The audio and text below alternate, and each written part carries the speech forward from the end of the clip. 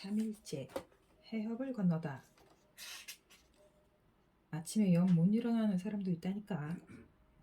치카에게 빌린 머리빗으로 흐트러진 머리를 빗으면서 한숨 섞인 불평을 늘어놓았다. 응? 누구? 남자친구? 남자친구 같은 거 없다고. 그냥 일반적으로 말이야. 치카처럼 산뜻한 쇼트커트를 동경하는 마음도 있는데 어릴 때 엄마가 머리를 칭찬해준 기억이 괜스레 마음에 걸려 좀처럼 과감하게 자르지 못하고 있다. 그럴 때는 말이야. 치카는 옆에서 이를 닫고 부글부글 물로 입을 헹구면서 의기양양하게 말했다. 키스해주면 일어나. 뭐든 사랑 타령으로 수렴되는구나. 어이없다기보다는 오히려 감탄하고 말았다. 학교 갈 준비해. 샤워해. 아침 먹어. 치카에 이어지는 재촉 끝에 다시 식당에서 성대한 아침 식사를 얻어먹는데 함께 식사하던 치카의 동생이 놀란 목소리를 냈다. 와, 이거 좀 봐. 이거 굉장하다. 그 말에 아침 정보 프로그램에 나오는 TV로 눈길을 돌리다 밥과 함께 숨을 삼키고 말았다. 화면에는 아카시 해협대교의 고양이라는 자막과 함께 하얗고 거대한 현수교가 나와 있었다. 그때 카메라가 휙 줌인했다. 다리를 잇는 굵은 케이블 위를 하얀 새끼 고양이가 경쾌하게 걷고 있다. 리포터가 무해하고 기분 좋은 뉴스라는 듯 말했다. 이 고양이 어디서 왔는지 당당하게 현수교를 걷고 있습니다. SNS에서는 블랙박스에 우연히 찍힌 모습도 화제가 되어 소타씨 여기요 타이진이 바로 방으로 달려가 어린이용 의자를 들고 휙휙 아래로 흔들었다. 저기요 이제 좀 일어나요. 오늘 아침도 어제와 마찬가지로 아무리 깨워도 체온과 낮은 숨소리만 돌아올 뿐 소타씨는 좀처럼 일어나지 못했다. 흔든다. 마구 흔들어댄다. 두드린다. 다다미에 놓고 손을 떼자 의자는 무기물처럼 쿵 쓰러지고 만다. 이래선 안 되겠어. 아 진짜. 키스하면 일어나? 문득 치카의 득이양양한 목소리가 되살아났다. 정말일까? 사랑 타령이 아니라 진짜 팁이 아닐까? 무지한 나만 모를 뿐 남을 재면서 깨우기 위한 현실적인 방법이 아닐까? 양손으로 의자의 좌석 부분을 잡고 소타시의 얼굴에 해당하는 등판에 입술을 가져간다. 다가가면서 처음이구나 생각한다. 천천히 눈을 감는다. 나의 첫 키스가. 아니 입이 없잖아. 눈을 번쩍 뜨고 중얼거렸다. 티빌리 있겠어? 스즈메? 갑자기 소타씨가 말했다. 내가 얼굴을 떼자 소타씨는 덜컹덜컹 두 걸음 뒤로 물러났다. 안녕? 무슨 일이야? 그의 맑은 목소리에 갑작스러운 열풍을 맞은 듯 내 뺨이 뜨거워졌다. 무슨 일이라니 지금 그러고 있을 때가 아니라고요. 거칠게 스마트폰을 조작했다. 자, 이것 좀 봐요. 다이진. 도대체 이 녀석은 뭘 하고 싶은 걸까요?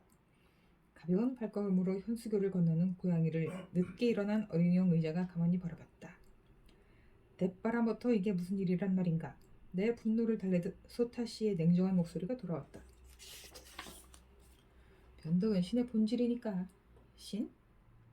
아카시 해협대교를 건너면 고배가 나오지. 우리도 빨리. 스즈메 이제 나가야 하지 않아? 문에 노크 소리가 들리고 방 밖에서 치카의 목소리가 들렸다. 벌써 옷 갈아입었어? 어머, 나보다 훨씬 잘 어울리네. 치카는 그렇게 말하며 처음 만났을 때와 마찬가지로 내 모습을 위에서부터 아래까지 찬찬히 살폈다. 나는 베이지색 치마 바지와 하얀 티셔츠 위에 기 덮는 면 재킷을 입고 있다. 어린이용 의자는 세탁한 교복과 함께 어깨에 맨 커다란 스포츠 가방 안에 쏙 들어가 있다. 참고로 마구 흐트러졌던 머리는 오늘 세 갈래로 따은 다음 하나로 묶어 한쪽 어깨 앞으로 늘어뜨렸다. 치카가 만족스럽다는 듯 고개를 끄덕였다. 교복 차림으로 의자만 들고 다니면 너무 눈에 띄잖아. 옷도 가방도 내게 줄게. 치카.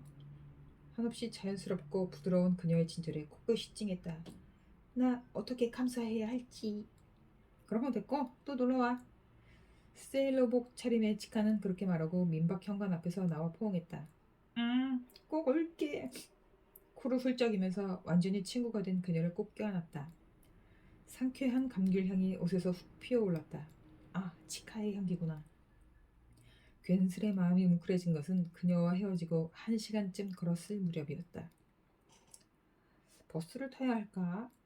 하늘을 올려다보며 당황한 목소리로 소타씨가 말했다. 다음 버스 6시간 후에요. 벽에 붙은 색바랜 시간표를 보며 내가 대답했다. 철포덕! 커다란 물소리가 나서 올려다보니 함석 지붕에 쌓여있던 낙엽이 물에 휩쓸려 떨어졌다. 우리는 짙은 물 내음에 둘러싸여 어두컴컴하고 조그만 정류장에서 절망적인 기분으로 비를 바라보고 있다. 치카와 헤어져 산에서 내려와 그런대로 자동차가 다니는 길까지 나오자 일단 히치하이킹을 시도하기로 했다.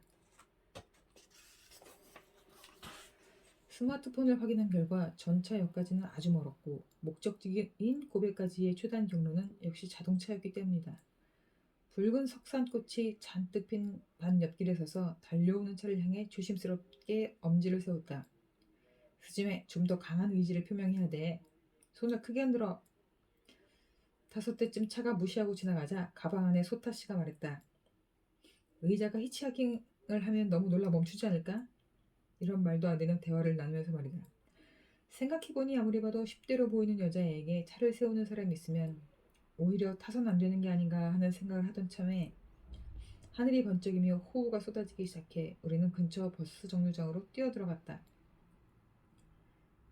스즈메, 청개구리의 합창에는 비를 반기는 듯한 또렷한 감정이 있구나. 그런 생각을 하며 버스 정류장 벤치에 앉아 꾸벅꾸벅 졸고 있는데 소타씨가 조용히 말했다. 뒷소리마저 조심하는 듯 내밀한 목소리였다. 왜요? 이 의자 내 어머니 유품이야? 아, 응. 휴, 차가 젖은 도로를 달리며 길게 끄는 소리가 매미소리 사이로 들려왔다. 버스 정류장 앞 현도로 차는 가끔 다녔으나 걸어 다니는 사람은 전혀 없었다. 왜 다리가 3개뿐이야? 아, 어렸을 때부터 이런 상태라 잘 기억이 나진 않지만 오래된 기억을 더듬자 누군가의 꿈속에 있는 듯한 느낌이 들었다. 세계가 아주 살짝 다른 규칙의 지배를 받아 제대로 앞으로 나아가지 않는다. 옛날에 아직 유치원에 다닐 때였던 듯한데 이 의자를 잃어버린 적이 있었어요. 여기저기 찾아다녔는데 분명 찾고 보니 다리가 하나 빠져 있었어요. 그거 소타씨의 목소리를 가로막듯 다가오는 자동차 소리가 갑자기 들렸다. 조금 전 지나간 차가 같은 차선을 후진해 돌아오는 기적적인 울림.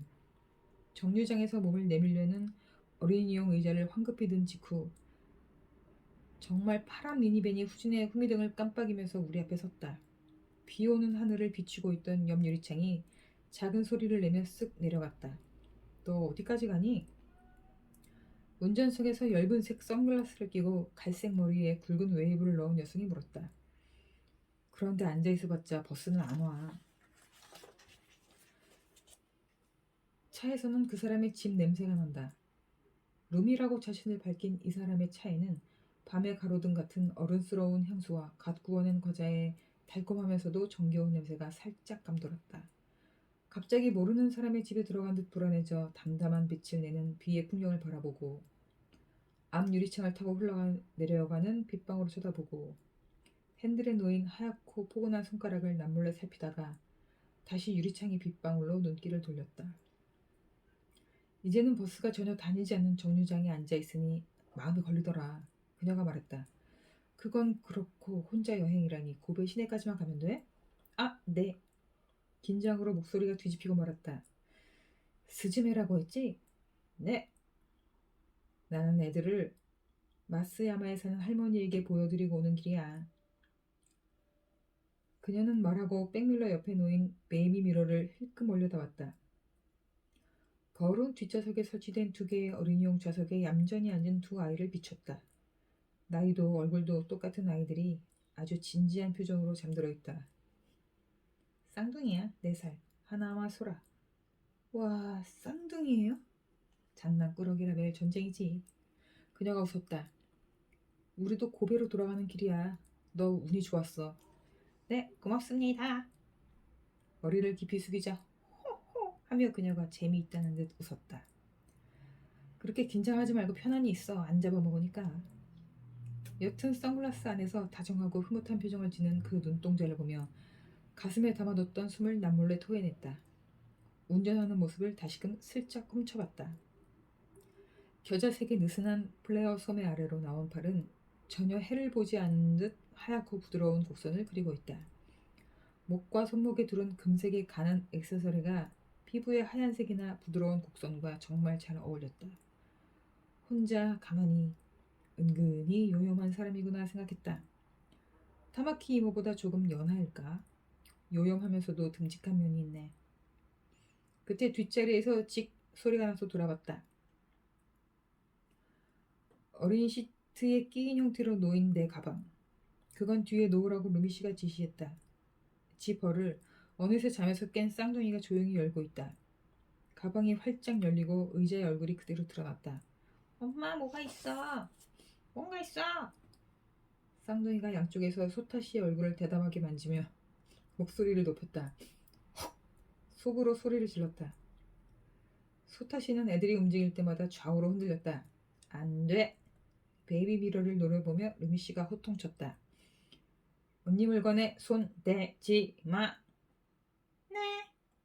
조건 반사처럼 대답이 나왔다. 루미씨가 미안하다고 내게 말했고 아니에요, 정말 괜찮아요 라고 대답하며 어색하게 미소를 지었다. 뒤를 보니 쌍둥이들은 의자에 얼굴을 바싹대고 소타씨를 응시하고 있다. 이런. 어머, 애들 엄청나게 보고 있네. 아, 그게 그냥 평범한 어린이용 의자인데. 아, 그래? 루미씨를 나를 보고 다시 미러를 봤다. 그런데 왜 저렇게 볼까? 소타씨 잘 참아요. 예상대로 다시 의자를 마구 만지기 시작한 쌍둥이를 바라보며 속으로 응원을 보냈다. 차는 산간 고속도로를 달려 몇 개의 터널을 지나고 몇 개의 다리를 건넜다. 하늘은 차례로 밝아졌다가 어두워졌고 비는 때때로 안개비가 되었다가 다시 강해졌다. 정신을 차려보니 쌍둥이는 다시 잠에 골아떨어져 있었다. SNS를 계속 확인해도 다이진의 이후 행적은 아직 올라오지 않고 있다. 마침내 새로운 장을 맞이하듯 저 멀리 현수교 형태의 오나투로 다리가 보이기 시작했다.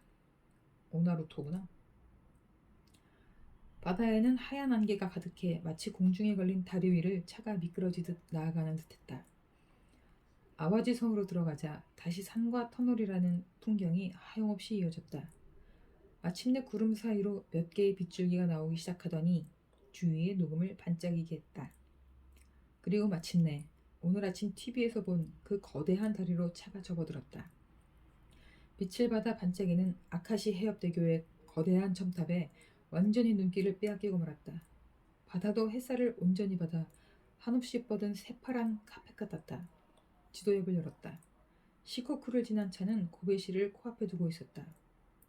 어제부터의 이동 경로를 표시하자 일본 열대의 3분의 1이 보일 정도로 지도가 확대되고 집에서부터의 거리는 588km가 나왔다. 집에서 계속 멀어지고 있다는 한없는 불안과 이렇게 멀리 왔다는 흥분이 뒤섞여 내 심장은 빨리 뛰기 시작했다. 마치 게임 스테이지가 바뀐 듯 다리 너머에는 빼곡한 건물로 뒤덮인 땅이 펼쳐져 있었다.